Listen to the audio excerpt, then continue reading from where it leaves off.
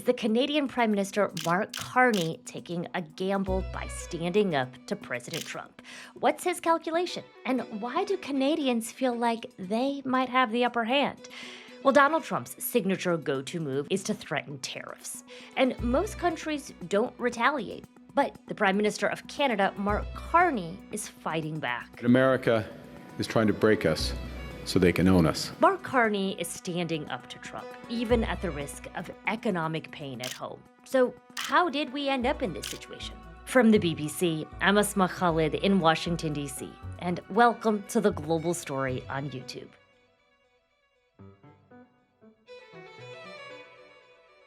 My name is Jayme Poisson, and I host Front Burner, the daily news podcast from the Canadian Broadcasting Corporation, the CBC. Jayme, we had you on the show a little while back because things were getting heated up between the United States and Canada. Welcome back to the show. I think your presence here indicates that things may be even more heated than when we last spoke, but welcome back. They have ratcheted it up for sure. Thanks so much for having me back. It's great to be here. In this episode, we want to zero in on Mark Carney himself, the Prime Minister of Canada, and look at why he is taking the decisions he has taken to stand up to the United States and say no. You know, what does he have to gain and what does he have to lose? And at a speech that he delivered at Davos, this big conference at the end of January, Carney struck a rather defiant tone on the relationship with the United States and the United States' role, I would say, broadly in the world. And I think that has sort of set the tone of what we have seen from him in the following months. Can you tell us about that speech? So I know that speech hit hard around the world, and it hit hard in Canada too. It got a lot of attention, but it had actually stitched together a lot of things that Carney had been saying for some time, albeit I think with more rhetorical flourish. Also, I think the timing of the speech was really important. People might remember that it was around the time that Trump was making these overtures towards Greenland, right? Yes. And the world that he paints in that picture is a harsher one, I think, where you have these big powers vying for power. We know the old order is not coming back. We shouldn't mourn it. Nostalgia is not a strategy. But we believe that from the fracture, we can build something bigger, better, stronger, more just. This is the task of the middle powers. And as a middle power, he talks about either needing to be at the table. Because if we're not at the table, we're on the menu.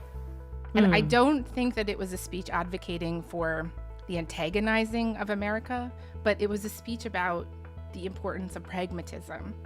Middle powers deal with the U.S. as it is, and then they must go out and build their resilience elsewhere, diversify, work with one another, build strength at home too. The powerful have their power, but we have something too. The capacity to stop pretending, to name reality, to build our strength at home, and to act together. That is Canada's path. And since that speech, that is what Prime Minister Carney has done.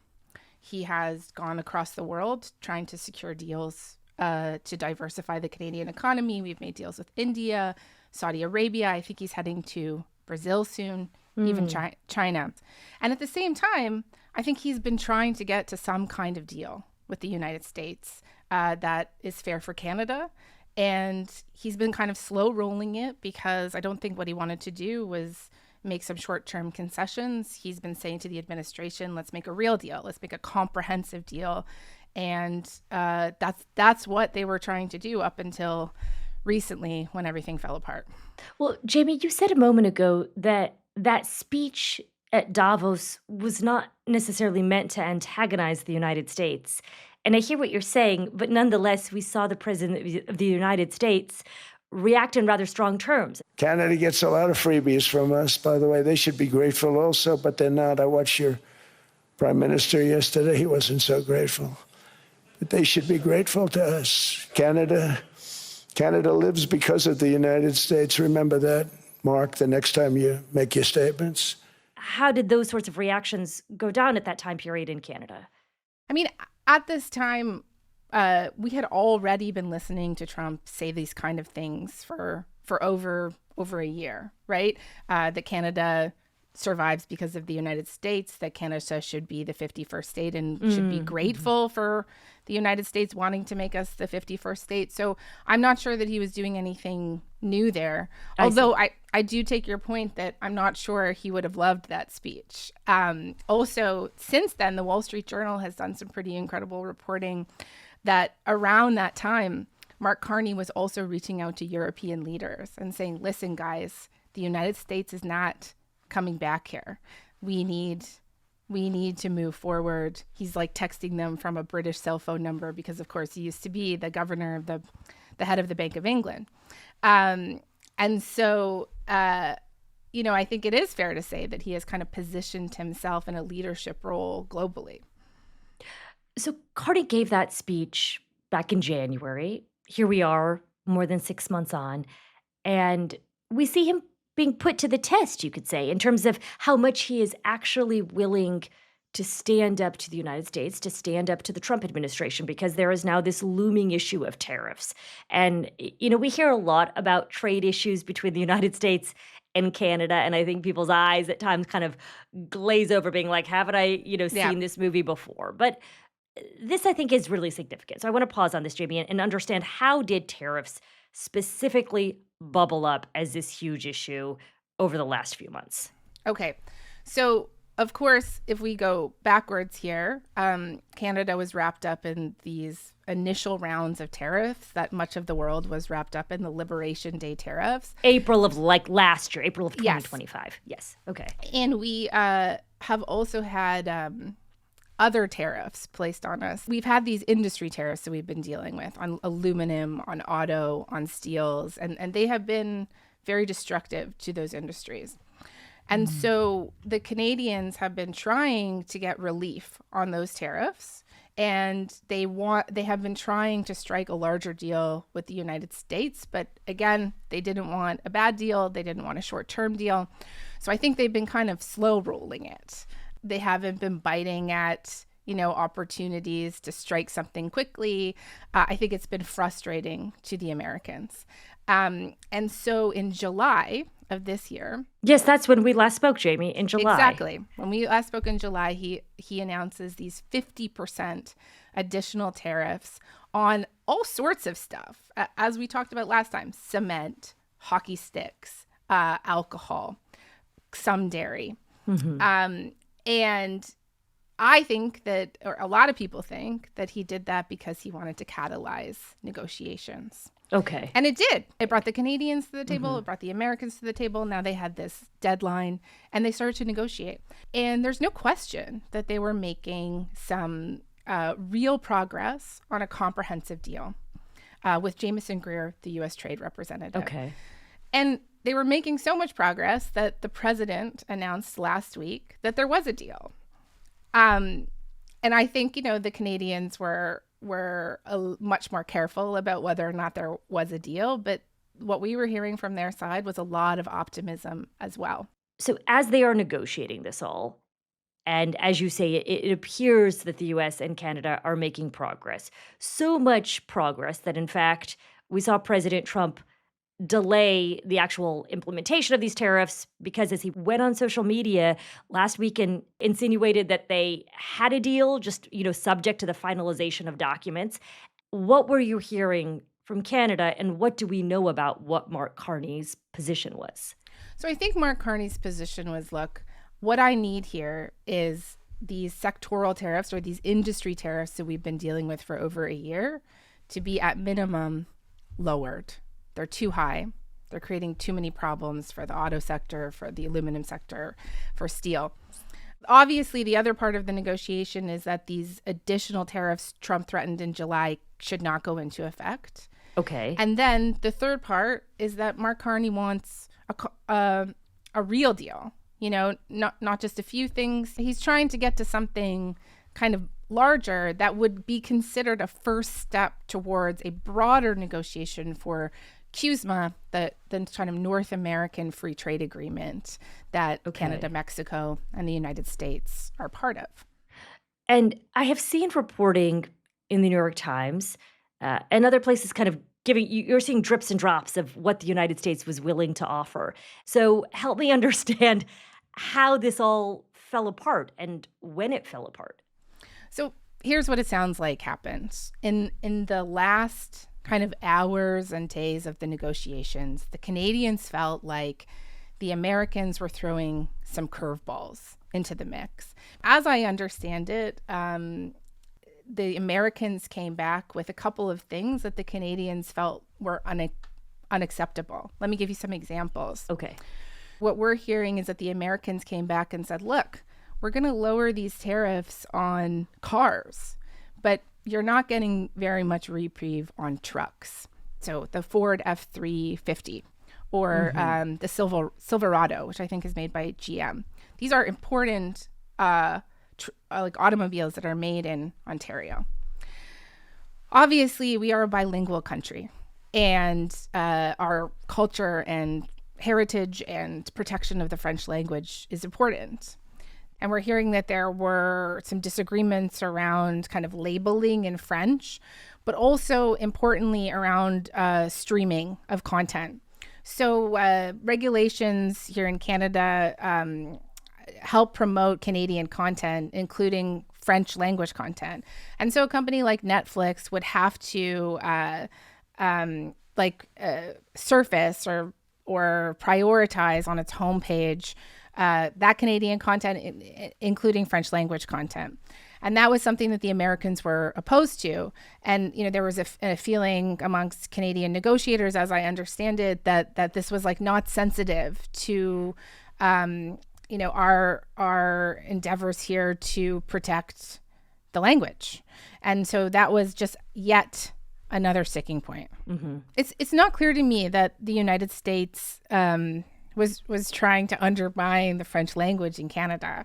I mean, this might, from their perspective, have just been about like efficiency, that companies don't want to print French labels, or that tech companies do not want to be overly regulated or have to deal with kind of onerous rules that they don't like. So it sounds like there were these sticking points in the final hours of the negotiations.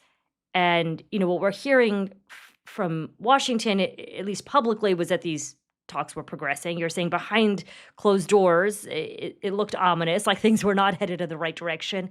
And then the next thing we know, it appears like these talks completely collapsed. So on Saturday, we then see Mark Carney hold a press conference. Good morning, everyone. Bonjour tout le monde. I'd like to take this opportunity to update Canadians on developments in our trade negotiations with the United States. And I will say it's not every day that news from Canada, you start getting like push alerts and headlines here in the United States from on a Saturday. But I did. I saw a lot of news coming through about what was going on in Canada. And he struck, again, a rather defiant tone. Tell us what he said, what he was telling the Canadian public in that moment. He essentially said that the United States had asked for too much and given too little. In recent days, the United States proposed new terms that were uneconomic, unfair, and undermined the net benefits for Canada and called into question the reliability of any deal. He also talked about essentially how this was a war. Like, he was asked at the end. Why does it feel like today Mark Carney is going to war? Trade war. The tone. Because we were attacked. You're at war when you get attacked. We got attacked. Those are strong words, Jayme. Extremely strong words. I mean, he was calm. He's a calm guy, but it was there was certainly a resolve, and I would imagine maybe some frustration under there. So he also announced retaliatory tariffs. Canada will match Washington's new tariffs dollar for dollar in order to protect Canadian workers, farmers, families, and businesses.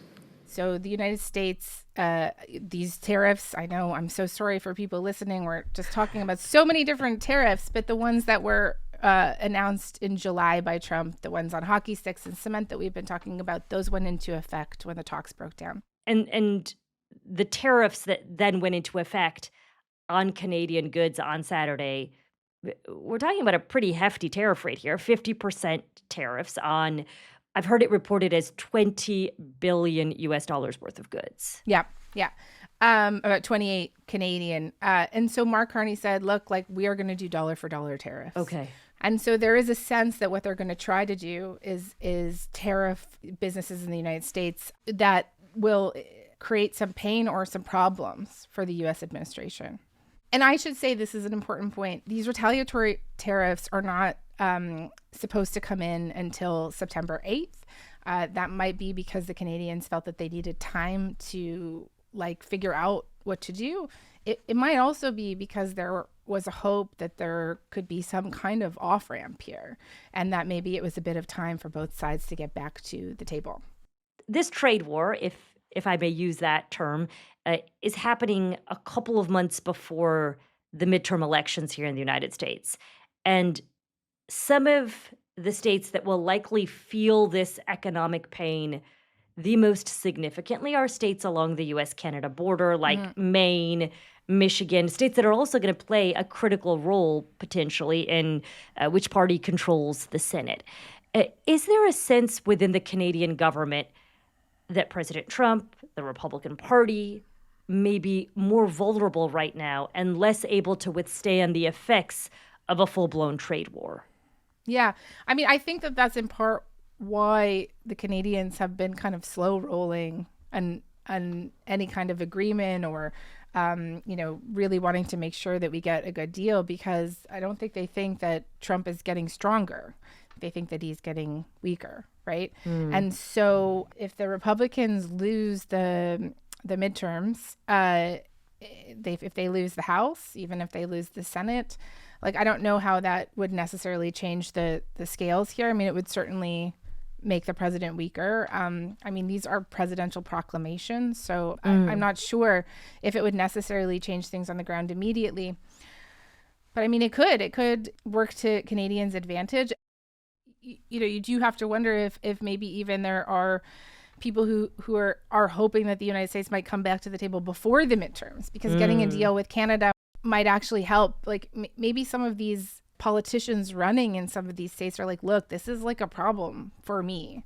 People don't like that you have started this war, this trade war with Canada, and just get back to the deal that you were almost at before it all fell apart. And I mean, I suppose that that's a possibility as well. I want to ask you about the reaction in Canada to this decision from the Canadian Prime Minister.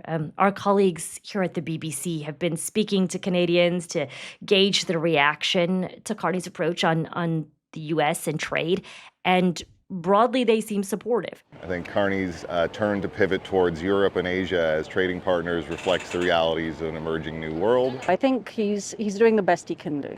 What Carney is doing, I think any Canadian in his position should do just basically that. I mean, you don't want to allow a bully to just walk all over you. What's your sense of how this is all being received by the Canadian public? The latest poll that I have seen places the support for Carney walking away from this deal at around 75% of Canadians. Wow. So that is a bipartisan consensus. So right? even Carney's critics, you're saying, are people who largely didn't supportive. vote for Carney. So, there is quite an appetite here in Canada for Canadians to fight back. I mean, that poll certainly demonstrates that at this moment, there appears to be a lot of patriotism, willingness to rally around the flag. And so it sounds like you're saying Mark Carney has something beyond just the economic pain, perhaps, of this moment that he's considering from this strategy, that he has something else to gain from this all. There's an emotionality in this as well. And I don't think that it can be discarded. Mark Carney's speech in Davos, Mark Carney's speech on Saturday, I think that's Mark Carney saying what he believes, but it is also Mark Carney tapping into public sentiment. Doug Ford, the Premier of Ontario, and now Donald Trump seem to be going at it. Donald Trump sent this kind of Truth Social post out on Monday saying that Doug Ford is the less charismatic, less intelligent brother of the great late Rob Ford, who people might remember as the former mayor of Toronto, who is embroiled in quite a crack scandal. Anyways, that's a bit of a sidebar. But Doug Ford is himself, a politician who loves a good line. He's the type of guy in school that would take your lunch money one day, take your toque off your head the next day, and then steal your running shoes. He's talked about how Donald Trump is a loser. But I'm not going to take any advice off a guy that's the king of bankruptcies. And he's actually tariffing his own people, taxing his own people.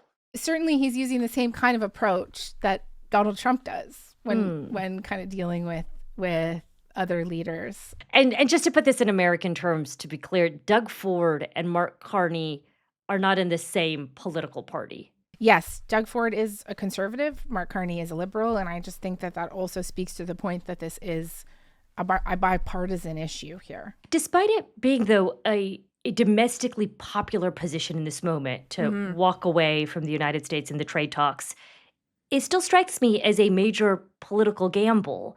And I'm curious what you see Mark Carney potentially losing from this all. Yeah, look, this will not come without real hardships for people. And I don't know if the winds will change as we move along here. I think this is a big gamble on Mark Carney's part. He has put himself up as this person who is standing up to Donald Trump. And there's enormous upside in that, right? If it works and if he is able to extract some kind of real and fair deal, it will be a win, and it will be probably an example for the rest of the world. If it doesn't work, I think the biggest thing that he could lose and that Canadians could lose is that our economy takes an enormous hit. You know, the irony of this whole thing is like he is trying to go out into the world and get people to invest in Canada in order to gain independence from the United States. But you can't do that unless you're able to kind of calm down the chaos with the United States. So, I mean, what's on the table here? It's jobs, it's people's lives. It's kind of the economic well-being of the country. There's a lot of risk. You know, at the end of the day, you know, I don't know how much Canadians will blame him or blame Donald Trump. Jayme, part of why Mark Carney's decision to walk away from the trade talks and then announce retaliatory tariffs caught my attention is that I have so rarely seen another country engage with the United States on trade in that way. And in fact, the other country that came to my mind in terms of, you know, that stood up in a similar fashion is China. And last year, there was a moment where a lot of trade between China and the U.S. effectively came to a standstill. And that was the strategy that Xi Jinping took until eventually there was some sort of truce announced. And I mention this all because on Monday, we heard the Vice President of the United States, J.D. Vance, speaking in Maine. And he specifically drew a comparison between Canada and China. If you look at the amount of tariffs that have been applied, not just on Maine, but on a lot of our northern states that are doing cross-border trade with Canada, Canada and China have been the two worst countries when it comes to trade policy anywhere in the world. What a shame that is. China, you of course expect. They're our biggest economic competitor. I would expect that from China. I would not expect that from Canada. But to state the obvious here, China is also a much larger economy than Canada. And I understand, you know, Carney saying that middle powers unite, but without the kind of economy that China has, how can Canada withstand the economic pain that an escalating trade war might bring about? To flip that argument from the Canadian perspective, I think part of it too is that that we are so integrated. Canada is so integrated with the United States, and that is such an important and central partner that's actually more of a reason why they feel like they can't take a bad deal. So it's one thing if you're Japan and you cut a bad deal. It's another thing if you're Canada and you cut a bad deal, because what you're talking about is like the decimation of some of your industries, for example. You're saying that even though it's not as large of an economy as China's, it's an economy, you say, that is so integrated Yes. with the United States. And so that's why it's so important to try and get it right? Because there could be such tremendous impacts. But the other calculation being made here is that this is kind of existential for Canada, but maybe it's not so existential for the United States, right? And so, if you can fight back strategically, if you can kind of show some pain in places where it's not worth it anymore for the United States, maybe you don't always have to be the second big guy, right? Maybe that is how you win as a middle power as well. I'm not saying it's going to work, but I think that's part of the calculus here. Well, Jayme, thank you for joining us back on The Global Story. We really appreciate it. Thanks so much for having me. It was great to be with you. And folks, that is it for The Global Story on YouTube today. Thanks for spending some time with us. And if you appreciated our show, then I've got to recommend checking us out also as an audio podcast. You can find new episodes from us every weekday on bbc.com or wherever you listen to your favorite shows. Just search for The Global Story.